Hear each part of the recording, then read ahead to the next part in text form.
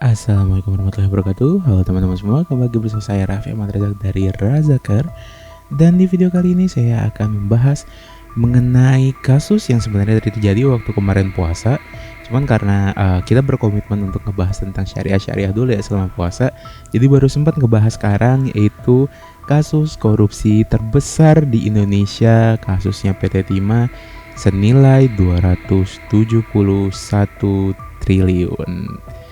Jadi gimana sih ceritanya kok bisa sampai 271 triliun loh.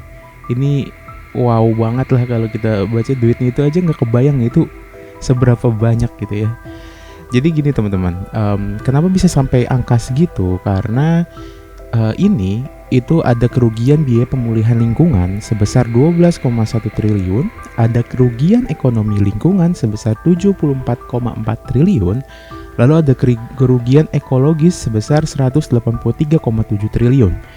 Nah ini mungkin agak-agak aneh ya kedengarannya, kayak kok kerugian biaya pemulihan lingkungan, kerugian ekonomi lingkungan, dan kerugian ekologis, karena memang tambang timah itu tuh salah satu tambang paling merusak lingkungan teman-teman. Dan karena kasus ini juga dan saking dieksploitasinya itu sampai sebesar ini gitu, jadi bukan hanya uang yang dikorupsinya aja, tapi juga kerugian lingkungannya teman-teman yang diperhitungkan.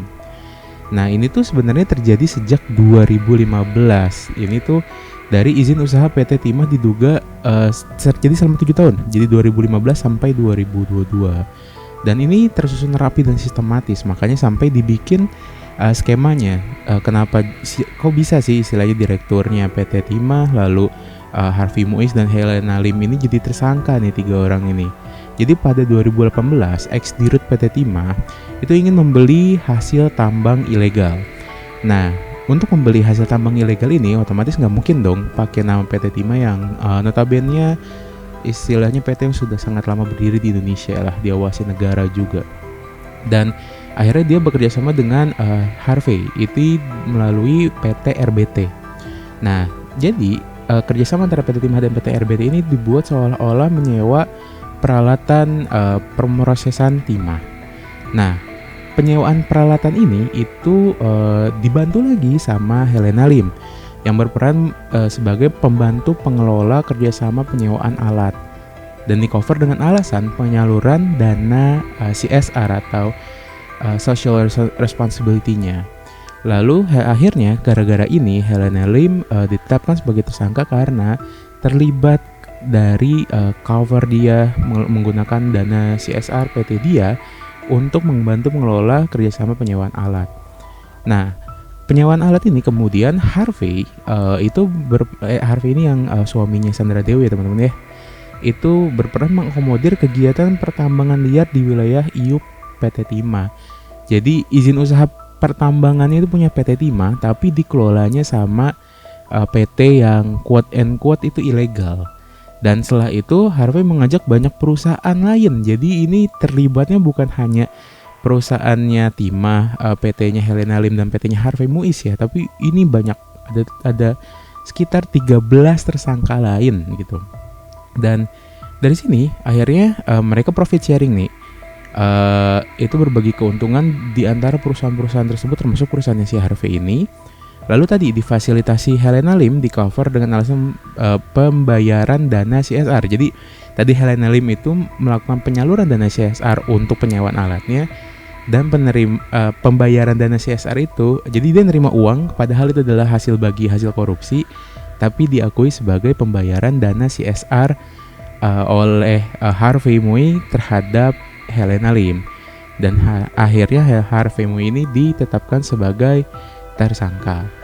Jadi tadi ya kerugian ini sebesar kalau dihitung spesifiknya itu 271 triliun 69 miliar 688 juta 18.700. Ini sudah dihitung semuanya ya, termasuk kerugian lingkungan hidup, kawasan hutan dan luar hutan gitu.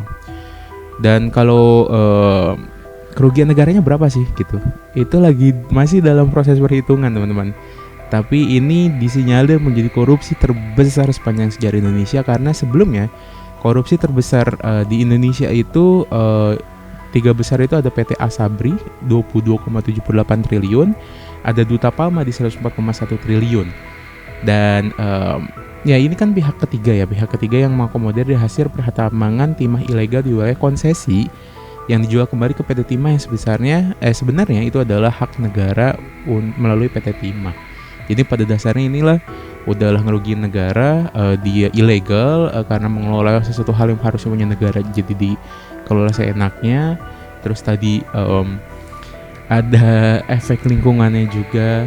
Ini saking gedenya itu sampai saat ini penyelidikannya masih berlangsung dan ada 141 orang saksi.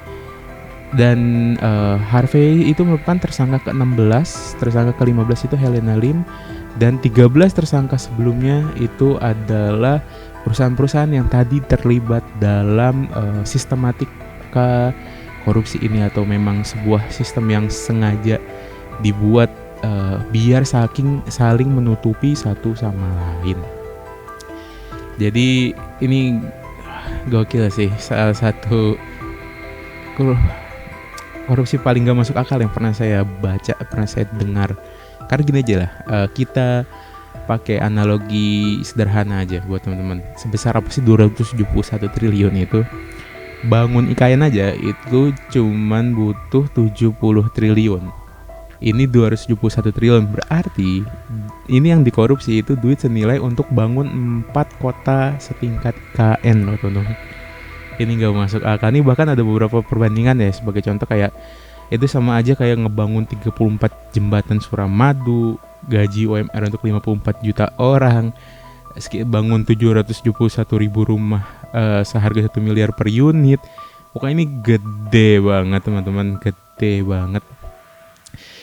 Ini ya mudah-mudahan kasus ini cepat terselesaikan. Semua tersangkanya dikasih hukuman yang setimpal dengan kerugian yang kita terima sebagai negara ya, karena kerugian negara otomatis ngefek juga ke kerugian kita sebagai rakyatnya. 271 triliun masalahnya teman-teman, itu berarti ada APBN ataupun APBD yang tersunat sejumlah segitu gara-gara kasus korupsi ini. Ya, dan itu akhirnya menghambat pembangunan fasilitas publik. Nah, ngomongin tentang fasilitas publik, nanti di video berikutnya kita akan bahas tentang sesuatu hal yang berhubungan dengan itu. Jadi terima kasih telah menonton video ini. Jangan lupa likes-nya, subscribe-nya, dan share-nya. Nama saya Raffi Ahmad Reza, mewakili Razakar, izin pamit undur diri. Assalamualaikum warahmatullahi wabarakatuh. Sampai jumpa.